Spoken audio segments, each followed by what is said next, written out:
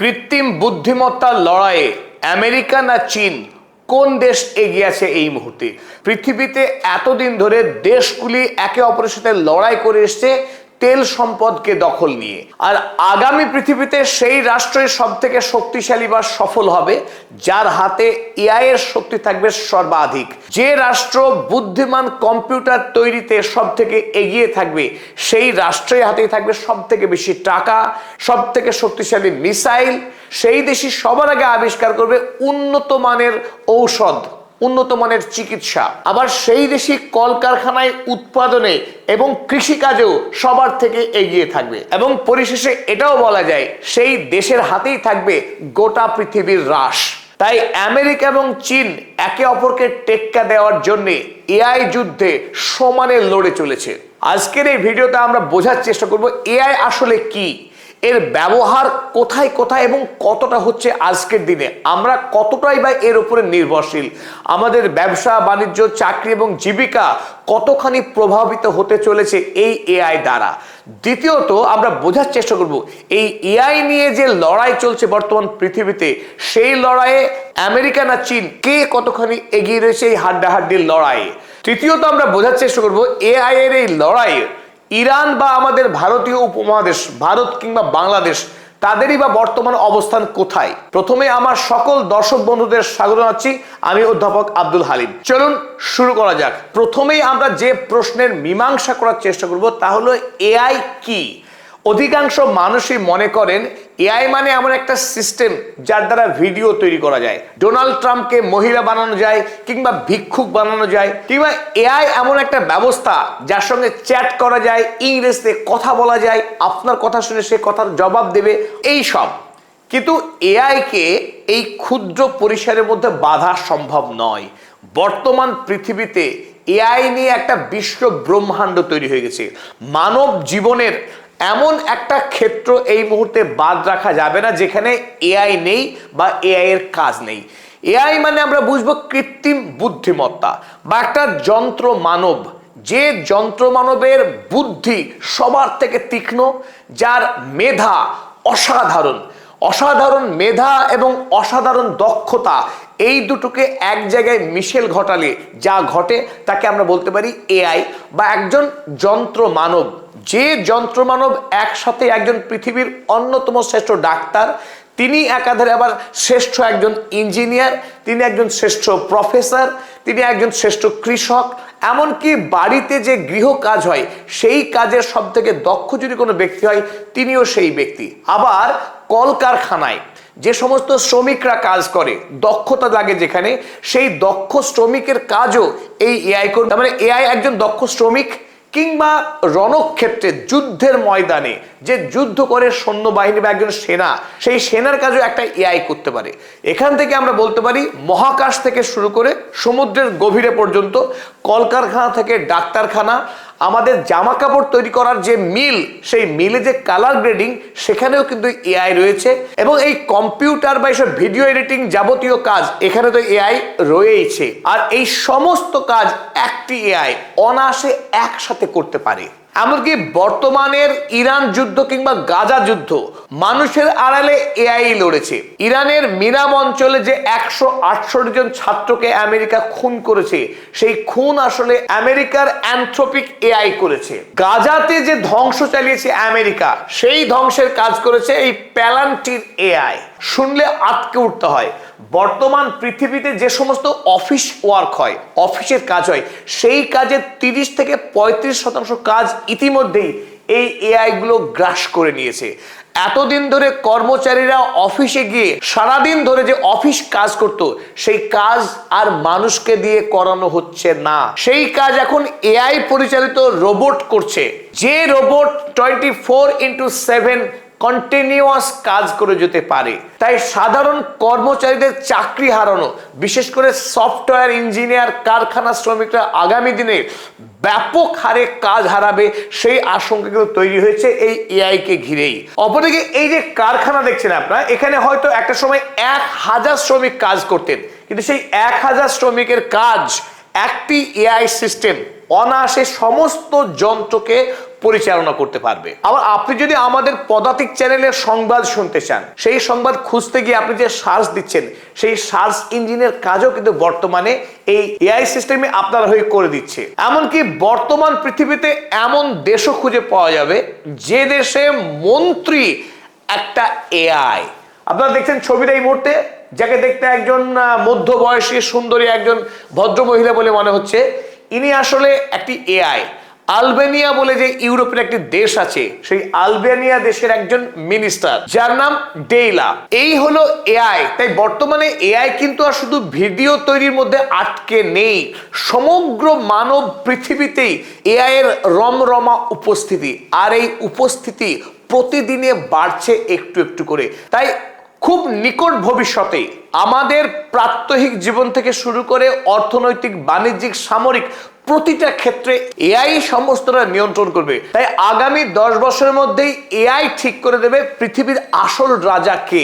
AI যার হাতে, পৃথিবী তার হাতে। তাই ইরান আমেরিকার অস্ত্রযুদ্ধের আড়ালে আসল যে যুদ্ধ চলছে পৃথিবীতে বর্তমানে, সেই যুদ্ধ হলো চীন আর আমেরিকার এআই যুদ্ধ। চলুন এবার দেখে নেওয়া যাক এই এআই যুদ্ধে চীন না আমেরিকা কে এগিয়ে, কতটা এগিয়ে। তবে এই আলোচনার প্রারম্ভে একটা কথা আমাদের বলে নেওয়া দরকার। এআই নিয়ে যে লড়াই, সেই লড়াই যদি কোনো দেশ জিততে চায়, তো এআই এর সঙ্গে জড়িত 5টি গুরুত্বপূর্ণ ক্ষেত্র আছে। সেই 5টি গুরুত্বপূর্ণ ক্ষেত্রে কোন দেশ কতখানি এগিয়ে আছে সেটা আমাদের বোঝার দরকার। চলুন প্রথমে আমরা দেখে নিই কোন সেই 5টি ক্ষেত্র, যে ক্ষেত্রগুলোতে একটি দেশকে বলিষ্ঠ অবস্থান গ্রহণ করতে হবে এআই এর ক্ষেত্রে এগিয়ে যেতে গেলে। তার অন্যতম প্রধান যে জায়গাটা হচ্ছে এনার্জি সেক্টর। এআই এ প্রচুর পরিমাণে বিদ্যুৎ শক্তির প্রয়োজন হয়, জ্বালানির প্রয়োজন হয়।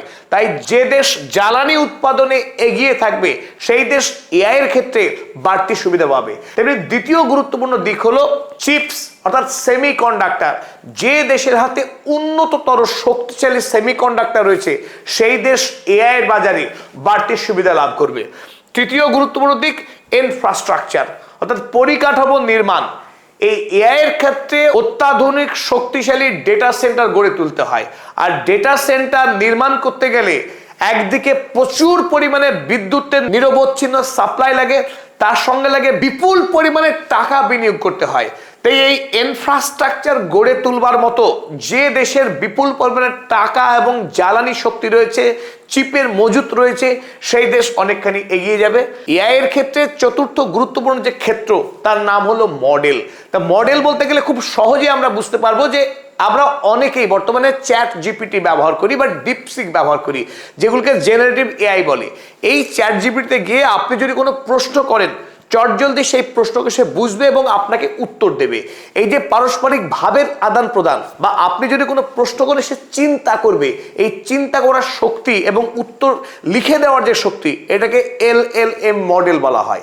আবার একইভাবে আপনি যদি এই চ্যাট জিপিটিতে গিয়ে কোনো ছবি চান তার কাছ থেকে, যে চ্যাট জিপিটি আমাকে একটা গোলাপের ছবি এঁকে দাও, তৎক্ষণাৎ আপনার চ্যাট জিপিটির ইন্টারফেসে কিন্তু একটা গোলাপের ছবি ফুটে উঠবে, যাকে বলা হয় ভিশন মডেল। একইভাবে আপনি যদি কোনো এআই এর সঙ্গে গল্প করতে চান, কথোপকথন করতে চান, সে আপনার কথা ঠিক করে শুনবে এবং তার উত্তরও দেবে, যাকে বলা হচ্ছে হিয়ার মডেল। ঠিক একইভাবে অ্যানথ্রোপিক এবং প্যালান্টির এআই যুদ্ধের ময়দানে যা যা সিদ্ধান্ত গ্রহণ করা এবং অস্ত্র দিয়ে আক্রমণ করার যাবতীয় কাজ করে থাকে তার মডেলের সাহায্যেই। স্বাভাবিকভাবেই যে দেশ এই মডেল নির্মাণের ক্ষেত্রে বেশি দক্ষতা বা সাফল্য আনতে পারবে বা উন্নততর মডেল তৈরি করতে পারবে, সেই দেশ এআই এর ক্ষেত্রে আরো অনেক বেশি শক্তিশালী জায়গা দখল করে নেবে। পরিশেষে যে দিকটি রয়েছে, অর্থাৎ পঞ্চম যে ক্ষেত্রটি রয়েছে, সেই ক্ষেত্রটির নাম অ্যাপ্লিকেশন।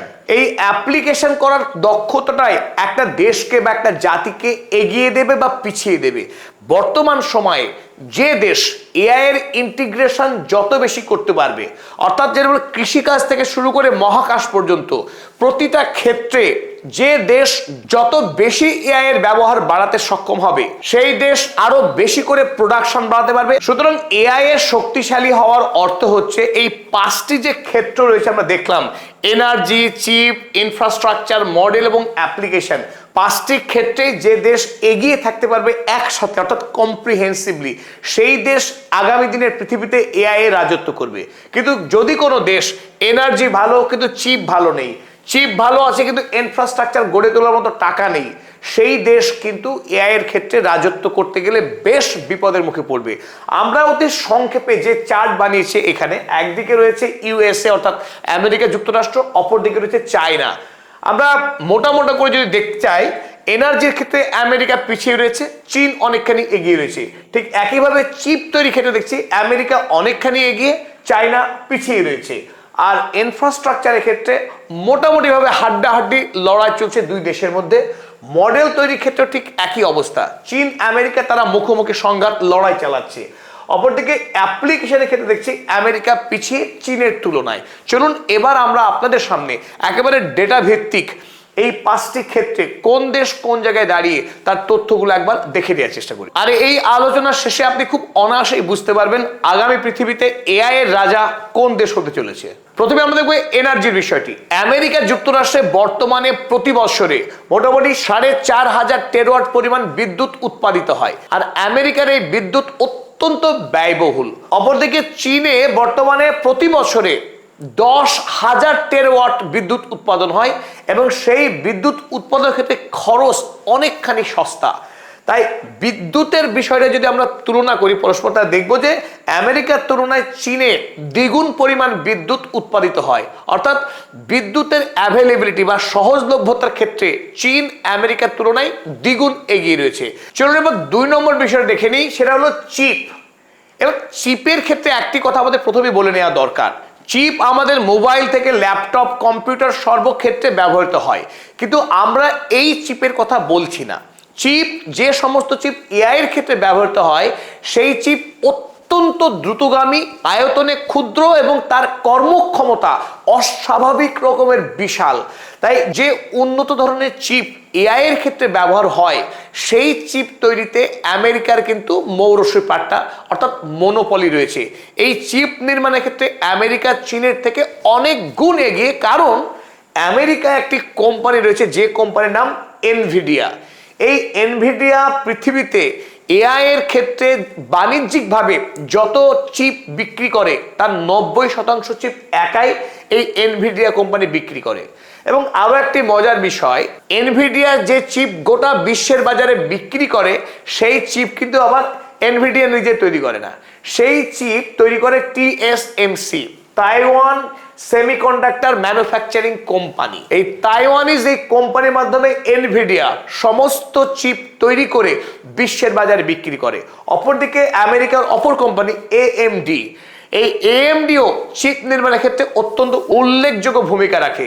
এবার আমরা দেখে নিই চীনের অবস্থা কেমন চিপ তৈরির ক্ষেত্রে। এই মুহূর্তে বর্তমানে চীনের যে কোম্পানি চিপ তৈরি করছে এআই এর ব্যবহারের জন্য, তার মধ্যে সব থেকে উল্লেখযোগ্য হুয়াওয়ে। এই হুয়াওয়ে কোম্পানি বর্তমানে অত্যন্ত দ্রুততার সঙ্গে তার ম্যানুফ্যাকচারিং ক্যাপাসিটিকে বাড়াচ্ছে, এবং প্রায় সর্বক্ষেত্রে এনভিডিয়াকে টেক্কা দিয়ে এনভিডিয়ার জায়গাকে দখল করবার চেষ্টা করছে। অন্তত চীনের অভ্যন্তরে তাদের যে পরিমাণ চিপ প্রয়োজন হয়, সেই চিপ নির্মাণের ক্ষেত্রে স্বনির্ভরতা বাড়ানোর একটা জোরদার চেষ্টা চালাচ্ছে চাইনিজ গভর্নমেন্ট।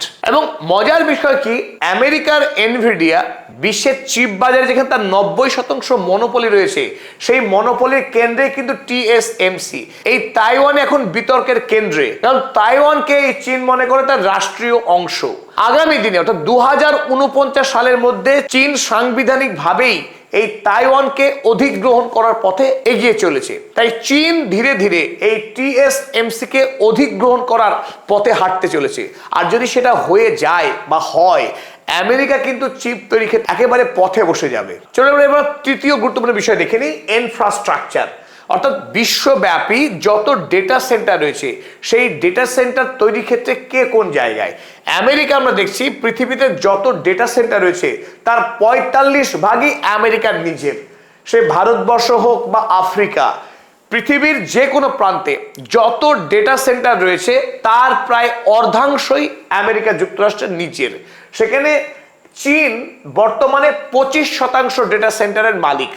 এখানেও আমরা দেখতে পাচ্ছি যে চীন স্পষ্টতই পিছিয়ে রয়েছে আমেরিকার তুলনায়। চিপের ক্ষেত্রে যেমন পিছিয়ে রয়েছে, ঠিক একইভাবে ইনফ্রাস্ট্রাকচারেও কিন্তু চীন পিছিয়ে রয়েছে।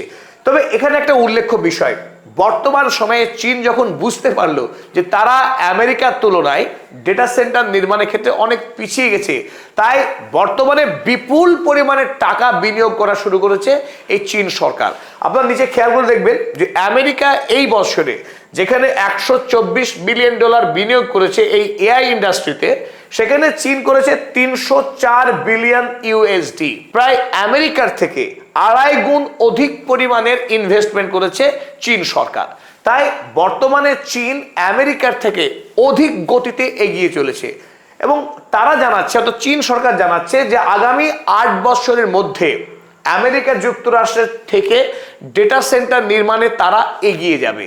তাই আগামী 8 বছরে গেম চেঞ্জ হতে চলেছে, সে কথাই জানাচ্ছে চীন। চতুর্থত আমরা দেখছি মডেলের ক্ষেত্রে, আমরা দেখে নেব গুরুত্বপূর্ণ মডেল আমেরিকার। আমরা প্রায় প্রত্যেকেই নাম জানি ওপেন এআই, যার চ্যাট জিপিটি আমরা অনেকেই ব্যবহার করি, Anthropic Mythos, Anthropic Fable 5, Google DeepMind, এগুলো আমেরিকা সব এক একটা মডেল, যে মডেলগুলো মারাত্মকভাবে শক্তিশালী এবং বিশ্বব্যাপী জনপ্রিয়। অপরদিকে চীনের কিছু মডেল আমরা দেখে নিই। চীনের ডিপসিক, আলিবাবা কোয়েন, ভাইডু এরনি এবং টেনসেন্ট হুন ইউয়ান, এই চারটের মধ্যে ডিপসিকের নাম হয়তো আমরা অনেকেই শুনে থাকবো বা ব্যবহারও করি। আলিবাবা খুব পপুলার প্ল্যাটফর্ম, আলিবাবার একটি মডেল রয়েছে যা আলিবাবা কোয়েন। তাহলে আমরা যদি আমেরিকা এবং চীনের এই মডেলগুলোকে পারস্পরিক তুলনা করি, তাহলে বলবো আমেরিকা মডেল প্রশ্নে অনেকখানি এগিয়ে রয়েছে। তবে এখানেও একটি কথা রয়েছে, চীন জানাচ্ছে তাদের কাছে সারপ্রাইজ রয়েছে। তার মানে চীন বলতে চাইছে তাদের কাছে বর্তমানে উন্নততর মডেল হাতে আছে, সেই মডেলকে তারা এখনো বিশ্বের বাজারে বিক্রি করেনি, কিন্তু অল্প কয়েক বছরের মধ্যেই সেই মডেল তারা বাজারে ছাড়তে চলেছে বলেই ইঙ্গিত দিয়েছে। পরিশেষে বাকি রইল অ্যাপ্লিকেশন। এই অ্যাপ্লিকেশনের ক্ষেত্রে কিন্তু চীন আবার আমেরিকাকে অনেকখানি পিছনে ফেলে দিয়েছে। সাধারণ মানুষের ব্যবহারের ক্ষেত্রে চীন বা আমেরিকা দুটি দেশই প্রায় সমানে সমানে। আমেরিকা বা চীন, সেখানকার শিক্ষিত যারা প্রফেশনাল, বিভিন্ন পেশায় যুক্ত মানুষ, তারা প্রায় প্রত্যেকেই এআই এর ব্যবহার করছে বর্তমান দিনে। কিন্তু ফারাকটা তৈরি হচ্ছে ইন্ডাস্ট্রি, অর্থাৎ কারখানাতে কোন দেশ কতখানি এআই এর ইন্টিগ্রেশন করতে পেরেছে। আমেরিকাতে যেখানে আমরা দেখছি যে 40,000-এর মতো কারখানায় এআই কে সাফল্যের সঙ্গে ব্যবহার করছে, অপরদিকে চীন সেখানে 2,80,000-এরও অধিক ইন্ডাস্ট্রিয়াল ইউনিটে তারা এই এআই এর ইন্টিগ্রেশন ঘটিয়েছে। তাই ব্যবসা বাণিজ্য এবং উৎপাদনের ক্ষেত্রে চীন এআই এর ব্যবহার অনেক গুণ বেশি করছে, আমেরিকার থেকে 7 গুণ অধিক। সুতরাং এই আলোচনা নিরিখে আমরা একটা কথা বলতেই পারি, বর্তমানে যে এআই রেস চলছে, সেই এআই রেসে একটু হলেও আমেরিকা যুক্তরাষ্ট্র অ্যাডভান্টেজ পজিশনে এগিয়ে রয়েছে চীনের তুলনায়। কিন্তু আগামী 3 বছর বা 5 বছর পর এই খেলা কিন্তু সম্পূর্ণরূপে বদলাতে চলেছে। এ কথাও খুব সহজেই অনুমান করা যাচ্ছে যে আগামী এআই পৃথিবী চীনের হাতে রয়েছে। চীন যে খুব অল্প সময়ের মধ্যেই আমেরিকাকে টক্কর দিয়ে পিছনে ফেলতে চলেছে, তা আমরা এই আলোচনা থেকেই খুব সহজে বুঝতে পারছি। তবে এবার যে প্রশ্নটা আমাদের বুঝে নেওয়া দরকার, ইরানের অবস্থান কোথায় এই এআই এর প্রশ্নে? আমরা জানি যে ইরানের মানুষ অত্যন্ত মেধাবী, বিজ্ঞান শিক্ষায় তারা বিশ্বের অন্যতম শক্তিশালী দেশ। এই ইরানও কি এআই নিয়ে কাজ করছে? তারাও কি এগিয়ে চলেছে? আর ভারত কিংবা বাংলাদেশ, তাদের অবস্থানই বা কোথায়? আর ইউরোপ মহাদেশ, যারা অক্সফোর্ড কেমব্রিজ নামক বিশ্ববিদ্যালয় পরিচালনা করে, তারাও কি এআই এর দৌড়ে আছে? চলুন দেখে নিই। যদি শুরুতে আমরা ইউরোপ মহাদেশের কথা আলোচনা করি, তাহলে আমরা দেখতে পাবো যে ইউরোপের ফান্ডামেন্টাল রিসার্চ অনেকখানি দুর্বল। আমেরিকা বা চীন কিংবা ইরান যে জায়গায় দাঁড়িয়ে আছে, তার তুলনায় ইউরোপ অনেকখানি পিছিয়ে। অর্থাৎ নতুন মৌলিক যে গবেষণা, মডেল নতুন তৈরি করা, নতুন চিপ তৈরি করা, এই সমস্ত ক্ষেত্রে যে মৌলিক গবেষণা দরকার, সেই গবেষণায় গত 20 বছর ধরে ইউরোপ মহাদেশ অনেক পিছিয়ে গেছে। তারপরে আমরা দেখব যে এনার্জি প্রবলেম, ইউরোপ মহাদেশে জ্বালানি নেই, না আছে কয়লা, না আছে প্রাকৃতিক গ্যাস, না আছে খনিজ তেল। এই জ্বালানির প্রশ্নে ইউরোপ মহাদেশ একেবারে তলানিতে। এখন part of world class chip ecosystem, যে কথা আমরা বলছিলাম, তাইওয়ান সেমিকন্ডাক্টর ম্যানুফ্যাকচারিং কোম্পানি, তাদের যে সমস্ত পলিগ্রাফ জাতীয় উন্নততর মেশিন লাগে, যে মেশিনের মাধ্যমে এই সমস্ত চিপ তৈরি করা হয়, সেই মেশিনের পার্টস তৈরির ক্ষেত্রে ইউরোপ মহাদেশ এগিয়ে রয়েছে। তাই চিপের ক্ষেত্রে ইউরোপ মহাদেশের মোটামুটি একটা দক্ষতা রয়েছে। পরিশেষে ফান্ডিং ডেফিসিট, আবার টাকা পয়সার নিরিখেও কিন্তু ইউরোপ মহাদেশ এখন অত্যন্ত অনটনের মধ্যে দিয়ে যাচ্ছে। এই বছরে ইউরোপ মহাদেশ কালেকটিভলি সমস্ত দেশ একত্রিতভাবে মাত্র 20 বিলিয়ন ইউরো তারা এআই ইন্ডাস্ট্রিতে ইনভেস্ট করেছে। এই যৎসামান্য টাকা দিয়ে ইউরোপ, চীন কিংবা আমেরিকা কোনো দেশের সাথে প্রতিযোগিতা করে টিকতে পারবে না। তাহলে আমরা দেখে নিই ইরানের অবস্থান কোন জায়গায়। ইরানে highly capable researcher and engineers, ইরানের কাছে রয়েছে বিজ্ঞানের শক্তি। তার দেশের উন্নততর মেধাসম্পন্ন বিজ্ঞানীরা নতুন নতুন আবিষ্কার করা, নতুন নতুন গবেষণা করার ক্ষেত্রে অত্যন্ত এগিয়ে রয়েছে। সুতরাং আমেরিকায় বা চীনে বিজ্ঞানীরা যে সমস্ত মডেল তৈরির কাজ করছে, চিপ তৈরির কাজ করছে, একই রকমের কাজ করার যোগ্যতা এবং দক্ষতা রয়েছে ইরানের বিজ্ঞানীদের। ফাইন, এখন 2 নম্বর দিক কোনটা শক্তি ইরানের? এনার্জি। ইরান পৃথিবীর 3য় বৃহত্তম দেশ, যে দেশের কাছে বিপুল পরিমাণে তেলের মজুদ রয়েছে এবং এই দেশের আয়তন এত বৃহৎ, আগামী দিনে বায়ু শক্তি এবং সোলার শক্তির ক্ষেত্রেও ইরান খুব দ্রুত এগিয়ে যাবে বলে আমাদের বিশ্বাস। জ্বালানির ক্ষেত্রে যেখানে আমেরিকা বা ইউরোপ মহাদেশ মার খাচ্ছে, সেখানে ইরান অনেকখানি এগিয়ে রয়েছে। তাহলে ইরানের সমস্যা কোথায়? এই মুহূর্তে চিপ, ইরানে প্রচুর পরিমাণে চিপ তৈরি করা হয়, আর এই চিপের শক্তি দিয়েই যে মিসাইল এবং ড্রোন তৈরি করেছে ইরান, তাতে আমেরিকাকে যুদ্ধে পরাস্ত করা গেছে। কিন্তু এখনো পর্যন্ত বৈশ্বিক বাজারে, বিদেশের বাজারে চিপ বিক্রি করবার মতো যে পরিকাঠামো এবং যতটা উন্নততর বা ফাস্টার চিপ দরকার, সেই চিপ এখনো পর্যন্ত ইরান তৈরি করতে পারেনি। আর ফান্ডিং প্রবলেম নিশ্চিত করে রয়েছে। গত 47 বছর ধরে ইরানকে অবরুদ্ধ করে রাখা হয়েছে, বিদেশ থেকে কোনো ইনভেস্টমেন্ট ইরানে আসেনি, বিশ্বের বাজারটাও ইরানের জন্য বন্ধ রয়েছে। সুতরাং টাকা বা ইনভেস্টমেন্টের প্রশ্নেও ইরান অনেকখানি পিছিয়ে রয়েছে। কিন্তু আসার কথা হলো এই, আমেরিকার সঙ্গে মৌ স্বাক্ষর হওয়ার পর বিদেশের বাজার অর্থাৎ ইরানের উপর থাকা স্যাংশন যেহেতু উঠতে শুরু করেছে, তাই অল্প কয়েক বছরের মধ্যেই ইরানে যদি বিপুল পরিমাণে বিদেশি বিনিয়োগ আসতে শুরু করে এবং তেল যদি বিশ্বের বাজারে ইরান সহজে বিক্রি করতে পারে, আগামী দিনে এই চিপ এবং ফান্ডিং দুটো ক্ষেত্রেই ইরান দ্রুত উন্নতি করবে, সেই সম্ভাবনা রয়েছে। চলুন পরিশেষে আমরা দেখে নিই ভারতীয় উপমহাদেশের চিত্র কি।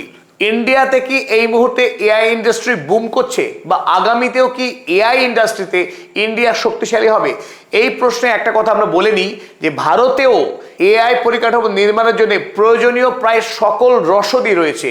India is the 3rd largest energy producer, পৃথিবীর 3য় বৃহত্তম শক্তি উৎপাদনকারী দেশ ভারতবর্ষ। তাই ভারতবর্ষের জ্বালানির সহজলভ্যতা রয়েছে, রয়েছে উন্নততর মেধা। আমেরিকাতে যে বিপুল সংখ্যক বিজ্ঞানীরা কাজ করে এআই সেক্টরে, তার বড় অংশ ভারতীয় কিংবা ভারতীয় বংশোদ্ভূত। তাই ভারতবর্ষের মেধাও রয়েছে, রয়েছে জ্বালানি এবং ডেটা সেন্টার। ভারতবর্ষে আমেরিকা যদি বিপুল সংখ্যক ডেটা সেন্টার তৈরি করতে পারে, ভারত সরকারও সেটা করতে পারে দেশের জন্য। কিন্তু এখনো পর্যন্ত ভারতের সরকার এই বিষয়ে কোনো শক্তিশালী পলিসি গ্রহণ করতে পারেনি। এই মুহূর্তে কিছু কোম্পানি, টাটার মতো কোম্পানি, তারা ডেটা সেন্টার তৈরি বা এআই এর উপরে ফোকাস করা শুরু করেছে, কাজ শুরু হয়েছে। কিন্তু যেখানে চীন বা আমেরিকা পৃথিবীর একেবারে লিডিং জায়গায় কাজ করছে, ভারতবর্ষের সম্ভাবনা থাকা সত্ত্বেও সেই রেসে ইন্ডিয়া কিন্তু অনেকখানি পিছিয়ে রয়েছে, অর্থাৎ প্রত্যাশার ধারে কাছে এখনো ইন্ডিয়া পৌঁছতে পারেনি। আর বাংলাদেশের প্রশ্নে যদি আমরা আসার চেষ্টা করি, সেখানে দেখব যে বাংলাদেশের সরকার এখনো এই আধুনিক প্রযুক্তি নিয়ে অর্থাৎ এআই নিয়ে গবেষণা করার ক্ষেত্রে কিন্তু খুব বেশি কোনো পদক্ষেপ নিয়েছে বলে সেই রকম কোনো তথ্য আমরা জোগাড় করতে পারিনি। কিন্তু বাংলাদেশের অসংখ্য মেধাবী যুবক যুবতী রয়েছে যারা বিশ্বের বাজারে কাজ করে, এমনকি ফ্রিল্যান্সিং করে। অর্থাৎ যদি যোগ্য প্রশিক্ষণ পায়, বিজ্ঞান শিক্ষা যদি প্রসার ঘটে, আগামী দিনে বাংলাদেশের যে বিপুল পরিমাণের মানব সম্পদ রয়েছে, এই বাংলাদেশেও এআই ক্ষেত্রে কাজ হওয়া সম্ভব। যদিও জ্বালানি কিংবা পরিকাঠামো নির্মাণের জন্য যে বিপুল পরিমাণের বিনিয়োগ দরকার, সেই আর্থিক শক্তির নিরিখে বাংলাদেশ অনেকখানি পিছিয়ে রয়েছে। তাই খুব অল্প দিনের মধ্যেই আমরা নতুন বিশ্বে পদার্পণ করতে চলেছি, যে বিশ্বে মানুষ এবং এআই হাত ধরাধরি করে চলবে। আমরা এই মাটির পৃথিবীতেই নতুন একটা পৃথিবী পেতে চলেছি অল্প সময়ের মধ্যেই। সকল দর্শক মণ্ডলীকে অসংখ্য ধন্যবাদ এবং কৃতজ্ঞতা জানিয়ে এই ভিডিও শেষ করছি।